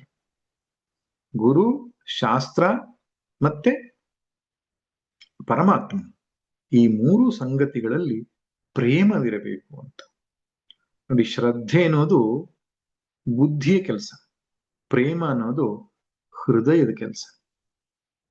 ಹೆಡ್ ಅಂಡ್ ಹಾರ್ಟ್ ಎರಡೂ ಕೂಡ ಸರಿಯಾಗಿ ಪಕ್ವವಾಗಬೇಕು. ಈ ಭಕ್ತಿ ಅನ್ನೋ ಶಬ್ದ ಬಂದ ತಕ್ಷಣ ತಲೆಯಲ್ಲಿ ಬರೋದೇನು? ತಾಳ, ತಂಬೂರಿ, ಜಪಮಾಲೆ, ಅಡ್ಡನಾಮ, ಉದ್ದನಾಮ, ಮಡಿ, ಮೈಲಿಗೆ, ದೇವಸ್ಥಾನ, ದೇವರು, ಹಾಗೆ ಅನೇಕ ಸಂಗತಿಗಳು ಬಂದ್ಬಿಡ್ತದೆ. ಅಂದ್ರೆ ಭಕ್ತಿ ಎಂಬ ಶಬ್ದಕ್ಕೆ ಹಾಗಲ್ಲ ಅರ್ಥ. ಭಕ್ತಿ ಅಂತ ಹೇಳಿದ್ರೇನು? ಇದು ಪ್ರೇಮ ಅಂತ. ಭಗವಂತನೆಡೆಗೆ ನಮ್ಮ ಮನಸ್ಸು ನಿರಂತರವಾಗಿ ಹರಿದ್ರೆ ಆ ಸ್ನಿಗ್ಧತೆ, ಆ ಪ್ರೇಮ, ಅದನ್ನ ಭಕ್ತಿ ಎಂಬುದಾಗಿ ಕರೀತಾರೆ. ಪರಮಾತ್ಮನಿಗೆ ಇರುವಂತಹ ಪ್ರೇಮಕ್ಕೆ ಹೆಸರು ಭಕ್ತಿ. ಪರಮಾತ್ಮನು 2 ರೂಪವಾಗಿದ್ದಾನೆ. ಒಂದು ಸಗುಣ ರೂಪ, ಇನ್ನೊಂದು ನಿರ್ಗುಣ ರೂಪ. ಸಗುಣ ರೂಪದ ಆರಾಧನೆ ಮಾಡೋದಕ್ಕೆ ಭಕ್ತಿ ಅಂತ ಪ್ರಸಿದ್ಧವಾಗಿದೆ. ಅದು ಸಗುಣ ರೂಪದ ಉಪಾಸನೆಗೆ ಭಕ್ತಿ ಅಂತ. ಆದ್ರೆ ನಿರ್ಗುಣ ರೂಪದ ಪರಮಾತ್ಮನ ಅನುಸಂಧಾನಕ್ಕೂ ಕೂಡ ಭಕ್ತಿ ಎಂಬುದಾಗಿಯೇ ಕರೆದಿದ್ದಾರೆ. ಯಾರು? ಶ್ರೀಕೃಷ್ಣನೇ ಕರೆದಿದ್ದಾರೆ. ಜ್ಞಾನಿ ಭಕ್ತ ಅಂತ ಕರೆದಿದ್ದಾನೆ ಅಂತ. ಪರಮಾತ್ಮನ ನಿರ್ಗುಣ ರೂಪ ಚಿಂತನೆ ಮಾಡತಕ್ಕಂಥ ಅದೇ ಕೃಷ್ಣ ಇಲ್ಲಿ ಬ್ರಹ್ಮ ಅಂತ ಕರೆಯಲ್ಪಡ್ತಾನೆ. ಅದೇ ರಾಮ ಇಲ್ಲಿ ಪರಬ್ರಹ್ಮ, ಪರಮಾತ್ಮ ಅಂತ ಕರೆಯಲ್ಪಡ್ತಾನೆ. ಬೇರೆ ಅಲ್ಲ. ಯಾವುದು ಸಗುಣದಿಂದ ನಾನು ಇಷ್ಟು ದಿನ ಆರಾಧನೆ ಮಾಡಿದ್ದೇನೋ ಅದೇ ಲಲಿತಾ ತ್ರಿಪುರ ಸುಂದರಿ, ಅದೇ ಶ್ರೀರಾಮಚಂದ್ರ, ಅದೇ ಸದ್ಗುರುಗಳು ದತ್ತಾತ್ರೇಯರು ಅಥವಾ ಯಾರು ನಮ್ಮ ಇಷ್ಟ ದೇವರು, ಇಲ್ಲಿ ನಿರ್ಗುಣ ಬ್ರಹ್ಮನಾಗಿ ನಾವು ಕರಿತಾ ಇದ್ದೇವೆ, ಅಥವಾ ಆತ್ಮ ಎಂಬ ಶಬ್ದದಿಂದ ನಾವು ಕರಿತಾ ಇದ್ದೇವೆ. ಇದು ಸ್ಪಷ್ಟ ಇರಬೇಕು. ಯಾಕಂದ್ರೆ ಈ ನಿರ್ಗುಣ ಬ್ರಹ್ಮಜ್ಞಾನದ ಸಾಧನೆಯೂ ಕೂಡ ಅಷ್ಟೇ ಭಕ್ತಿಯಿಂದ, ಅಷ್ಟೇ ಪ್ರೇಮದಿಂದ, ಅಷ್ಟೇ ಶ್ರದ್ಧೆಯಿಂದ ಮಾಡಬೇಕಾದ ಕೆಲಸ. ಉದಾಹರಣೆ, ನಾವು ವೇದಾಂತ ಶ್ರವಣ ಮಾಡ್ತಾ ಇದ್ದೇವೆ ಅಂದ್ರೆ ಇದು ಟೈಮ್ ಪಾಸ್ ಕೆಲಸ ಅಲ್ಲ. ಇದನ್ನ ನಾವು ಅಗೌರವದಿಂದ ತಿರಸ್ಕಾರ ಮಾಡುವಂಥದ್ದಲ್ಲ. ನಮಗೇನಪ್ಪಾ ನೇರವಾಗಿ ಪ್ರತ್ಯಕ್ಷವಾಗಿ ಉಪನ್ಯಾಸ ಮಾಡ್ಲಿಕ್ಕೆ ಸಾಧ್ಯವಾಗದೇ ಇದ್ದಾಗ ಇವತ್ತಿನ ಸಾಧನ ಸೌಲಭ್ಯಗಳನ್ನು ಬಳಸಿಕೊಂಡು ನಾವು ಆನ್ಲೈನ್ ಮೂಲಕ ಪಾಠವನ್ನು ಮಾಡ್ತಾ ಇದ್ದೇವೆ. ಆದ್ರೆ ಕೇಳಿಸಿಕೊಳ್ಳುವವರು ಅದೇ ಶ್ರದ್ಧಾ ಭಕ್ತಿಯಿಂದ ಕೇಳಿಸಿಕೊಳ್ಳಬೇಕು ಅಂತ. ಯಾಕಂದ್ರೆ ಭಗವಂತನ ವಿಚಾರವನ್ನ ನಾವು ಇಲ್ಲಿ ಚರ್ಚೆ ಮಾಡ್ತಾ ಇರ್ತಕ್ಕಂಥದ್ದು ಆ ಪ್ರೇಮ. ಉದಾಹರಣೆಗೆ ಚಿಂತನೆ ಮಾಡ್ಲಿಕ್ಕೆ ಹೊರಟಿದ್ದೇವೆ ನಾವು. ನಿರ್ಗುಣ ಆತ್ಮವಸ್ತುದ ಕುರಿತಾಗಿ ಚರ್ಚೆಯೋ, ಚಿಂತನೆಯೋ, ಧ್ಯಾನವೋ ಅತ್ಯಂತ ಪ್ರೇಮದಿಂದ ನಾವು ಮಾಡಬೇಕಾಗುತ್ತೆ. ಆ ಪ್ರೇಮಕ್ಕೆ ಹೆಸರು ಭಕ್ತಿ ಅಂತ. ಶಂಕರ ಭಗವತ್ಪಾದರ ಮಾತು ನೆನಪಿಗೆ ಬರುತ್ತದೆ ಅಲ್ವಾ? ವಿವೇಕ ಚೂಡಾಮಣಿಯಲ್ಲಿ ಮೋಕ್ಷಕ್ಕೆ ಸಾಧನೆಯನ್ನು ಹೇಳುವಾಗ ಭಕ್ತಿರೇವ ಗರೀಯಸಿ ಅಂತ. ಮೋಕ್ಷ ಸಾಧನ, ಮೋಕ್ಷ ಕಾರಣ ಸಾಮಗ್ರಿಯ ಭಕ್ತಿರೇವ ಗರಿಯಸಿ, ಭಕ್ತಿಯೇ ಶ್ರೇಷ್ಠ. ಭಕ್ತಿ ಅಂದ್ರೇನು? ಸ್ವಸ್ವರೂಪಾನುಸಂಧಾನಂ ಭಕ್ತಿರಿತ್ಯಭಿಧೀಯತೆ. ಸ್ವಸ್ವರೂಪ ಅನುಸಂಧಾನ, ಆತ್ಮಸ್ವರೂಪವನ್ನು ಅನುಸಂಧಾನ ಮಾಡುವಂಥದ್ದು ಭಕ್ತಿ ಎಂಬುದಾಗಿ ಹೇಳ್ತಾರೆ. ಆತ್ಮವಿಚಾರವು ಕೂಡ ಶ್ರೇಷ್ಠ ಭಕ್ತಿ. ಯಾಕಂದ್ರೆ ನಾವು ಆತ್ಮವಿಚಾರ ಮಾಡೋದ್ರ ಮೂಲಕ ಭಗವಂತನ್ನೇ ವಿಚಾರಿಸ್ತಾ ಇರೋದು. ಆತ್ಮ ಅಂದ್ರೆ ಯಾರು? ಭಗವಂತನೇ, ಬೇರೆ ಯಾರೂ ಅಲ್ಲ. ಆದ್ರಿಂದ ಬ್ರಹ್ಮವಿಚಾರ, ಆತ್ಮವಿಚಾರಕ್ಕೆ ಅತ್ಯಂತ ಪ್ರೀತಿಯನ್ನ ನಾವು ಹೊಂದಿರಬೇಕು. ಶ್ರದ್ಧೆಯೂ ಬೇಕು, ಪ್ರೇಮವೂ ಬೇಕು. ಇದೆರಡು ಸಂಗತಿಗಳಾದ್ಮೇಲೆ ಧ್ಯಾನ ಯೋಗಾದವೈಹಿ, ಧ್ಯಾನ ಯೋಗವನ್ನು ಅಭ್ಯಾಸ ಮಾಡಬೇಕು ಅಂತ. ಧ್ಯೈ ಚಿಂತನೆ ಧಾತುವಿನಿಂದ ಧ್ಯಾನ ಅಂತ ಬಂದಿದೆ. ಇಲ್ಲಿ ಧ್ಯಾನ ಎಂಬ ಶಬ್ದಕ್ಕರ್ಥ ನಿಧಿಧ್ಯಾಸನ ಅಂತ ಅರ್ಥ. ಆತ್ಮವಸ್ತುವನ್ನ ನಿರಂತರವಾಗಿ ಚಿಂತಿಸುವ, ಅದನ್ನೇ ಅವಲೋಕಿಸುವ ಒಂದು ಅಭ್ಯಾಸಕ್ಕೆ ನಿಧಿಧ್ಯಾಸನ ಅಂತ ಹೇಳ್ತಾರೆ. ನೀ ಅಂದ್ರೆ ನಿಶ್ಚಯ, ದಿಧ್ಯಾಸ ಅಂದ್ರೆ ಧ್ಯಾತುಮಿಚ್ಛ, ನಿಶ್ಚಯವಾಗಿ ಧ್ಯಾನ ಮಾಡುವುದಕ್ಕೆ ಹೆಸರು ನಿಧಿಧ್ಯಾಸನ ಅಂತ ಹೇಳ್ತಾರೆ. ಆ ನಿಧಿಧ್ಯಾಸನವು ಬ್ರಹ್ಮಜ್ಞಾನಕ್ಕೆ ಬಹಳ ಮುಖ್ಯವಾದ ಒಂದು ಉಪಕರಣ, ಸಾಧನ. ಒಂದು ಶ್ರದ್ಧೆ, ಇನ್ನೊಂದು ಭಕ್ತಿ, ಇನ್ನೊಂದು ನಿಧಿಧ್ಯಾಸನ. ನಾನು ನಿಧಿಧ್ಯಾಸನ ಹೆಚ್ಚು ವಿವರಿಸಲ್ಲ, ಯಾಕಂದ್ರೆ ಮುಂದೆ ಅದ್ರ ಬಗ್ಗೆ ವಿವರಣೆ ಬಂದಾಗ ನೋಡೋಣ. ಈ ಸಾಧನವನ್ನ ನೀನು ಇಟ್ಟುಕೊಂಡು ಮುಂದುವರಿಯಬೇಕು ಅಂತ ಗುರುಗಳು ಅಪ್ಪಣೆಯನ್ನು ಕೊಟ್ಟಿದ್ದಾರೆ. ತದನಂತರ ಇನ್ನೊಂದು ಸಾಧನೆಯನ್ನು ಹೇಳ್ತಾರೆ. ಯಾವುದದು? ಸನ್ಯಾಸ ಎನ್ನುವ ವಿಶೇಷವಾದ ಒಂದು ಸಾಧನೆ. ಸನ್ಯಾಸ ಯೋಗ ಅಂತ ಕರೆದಿದ್ದಾರೆ. ಶ್ರದ್ಧಾಯೋಗ, ಭಕ್ತಿಯೋಗ, ಧ್ಯಾನ ಯೋಗ, ಸನ್ಯಾಸ ಯೋಗ, ಇದು ನಾಲ್ಕನ್ನ ಹೇಳ್ತಾ ಇದ್ದಾರೆ. ಸನ್ಯಾಸ ಅಂತ ಹೇಳಿದ್ರೆ ಏನು, ಅದರ ಬಗ್ಗೆ ವಿವರಣೆ ಬರುತ್ತೆ. ತುಂಬಾ ಪ್ರಸಿದ್ಧವಾದ ಮಂತ್ರ. ನ ಕರ್ಮಣಾನ ಪ್ರಜಯಾ ಧನೇ ನುತ್ಯಾಗೇ ನೈಕೆ ಅಮೃತತ್ವಮಾನುಷು ಪರೇಣ ನ ಕನ್ನಿಹಿತಂ ಗುಹಾಯಾಂ ವಿಭ್ರಾಜತೆ ಯದ್ಯತಯೋ ವಿಶಂತಿ ವೇದಾಂತ ವಿಜ್ಞಾನ ಸುನಿಶ್ಚಿತಾರ್ಥಾ ಸನ್ಯಾಸ ಯೋಗ ದ್ಯತಯ ಶುದ್ಧ ಸತ್ವಾಃ ತೇ ಬ್ರಹ್ಮಲೋಕೇಶು ಪರಾಂತಕಾಲೇ ಪರಾಮೃತಾತ್ ಪರಿಮುಚ್ಯಂತಿ ಸರ್ವೇ. ಮಹಾನಾರಾಯಣ ಉಪನಿಷತ್ತಲ್ಲಿಯೂ ಬರ್ತದೆ ಈ ಮಂತ್ರ. ಮಹಾನಾರಾಯಣ ಉಪನಿಷತ್ನಲ್ಲಿ ಪೂರ್ಣ ಬರೋದು. ಇದರಲ್ಲಿ ಎರಡೇ ಮಂತ್ರ ಇದೆ, ನ ಕರ್ಮಣಾನ ಪ್ರಜಯ ಮತ್ತು ವೇದಾಂತ ವಿಜ್ಞಾನ ಸುನಿಶ್ಚಿತ, ಆ ಮಂತ್ರ. ಅದಲ್ಲದೆ ಮತ್ತು ಮೂರನೇ ಮಂತ್ರ ಒಂದಿದೆ ಇದ್ರ ಜೊತೆಗೆ. ಯಾವ್ದು? ದಕ್ರಂಬಿ ಪಾಪಂ ಪರಮೇ ಭೂತಂ ಯತ್ ಪುಂಡರೀಕಂ ಪುರಮಧ್ಯ ಸರ್ಗಸ್ಥಂ ತತ್ರಾಪಿ ದಹ್ರಂ ಗಗನಂ ವಿಶೋಕಸ್ತಸ್ಮಿನ್ ಯದಂತಸ್ತದುಪಾಸಿತವ್ಯಂ. ನಾಲ್ಕನೇದನ್ನು ಹೇಳ್ತಾರೆ. ಯೋ ವೇದಾದೋಸರಃ ಪ್ರೋಕ್ತೋ ವೇದಾಂತೇಶ ಪ್ರತಿಷ್ಠಿತಃ ತಸ್ಯ ಪ್ರಕೃತಿಲೀನಸ್ಯ ಯಃ ಪರಃ ಸ ಮಹೇಶ್ವರಃ.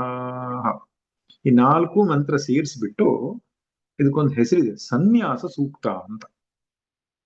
ಮಹಾನಾರಾಯಣ ಉಪನಿಷತ್ತಲ್ಲಿ ಈ ಪೂರ್ಣ ಪ್ರಮಾಣದಲ್ಲಿ ಸಿಗುತ್ತೆ. ಬೇರೆ ಬೇರೆ ಉಪನಿಷತ್ನಲ್ಲಿ 1, 2 ಈ ರೀತಿ ಬಳಸಿದ್ದುಂಟು. ಇಲ್ಲಿ 2 ಮಂತ್ರ ಇದೆ. ಮುಂಡಕ ಉಪನಿಷತ್ತಲ್ಲಿ ಒಂದೇ ಮಂತ್ರ ಬಳಸಿದ್ದುಂಟು. ಹೀಗೆ ಪೂರ್ಣ ಪ್ರಮಾಣದಲ್ಲಿ ಇರುವುದು ಮಹಾನಾರಾಯಣ ಉಪನಿಷತ್ತಲ್ಲಿ. ಅದಕ್ಕೆ ಯತಿ ಸ್ವಾಗತ ಮಂತ್ರ ಅಂತ ಕೂಡ ಹೇಳ್ತಾರೆ. ಯತಿಗಳು ನಮ್ಮ ಮನೆಗೆ ಬಂದಾಗ ಪೂರ್ಣ ಕುಂಭವನ್ನು ಹಿಡಿದುಕೊಂಡು ಅವರನ್ನ ಸ್ವಾಗತ ಮಾಡುವಾಗ ಯಜುರ್ವೇದದ ಈ ಮಂತ್ರವನ್ನ ಹೇಳ್ತಾರೆ. ಋಗ್ವೇದಿಗಳು ಇದ್ರ ಜೊತೆಗೆ ಇನ್ನೊಂದು ಮಂತ್ರ ಇದೆ, ಅದನ್ನು ಸೇರಿಸಿ ಹೇಳುವ ಪ್ರಕ್ರಿಯೆ ಇದೆ. ಆದ್ರೆ ಈ 4 ಮಂತ್ರಗಳನ್ನು ಸನ್ಯಾಸ ಸೂಕ್ತ ಅಥವಾ ಯತಿ ಸ್ವಾಗತ ಮಂತ್ರ ಅಂತ ಹೇಳ್ತಾರೆ. ಯಾಕಂತ ಹೇಳಿದ್ರೆ ಸನ್ಯಾಸವನ್ನ ವರ್ಣನೆ ಮಾಡಿದ್ದು, ಸನ್ಯಾಸವನ್ನು ಹೊಗಳಿದ್ದು, ಸ್ತುತಿಸಿದ್ದು, ಅಥವಾ ಸನ್ಯಾಸದ ಸ್ವರೂಪವನ್ನು ಹೇಳ್ತಕ್ಕಂತಹ ಮಂತ್ರ ಇದಾಗಿದೆ. ತುಂಬಾ ಪ್ರಸಿದ್ಧವಾದದ್ದು.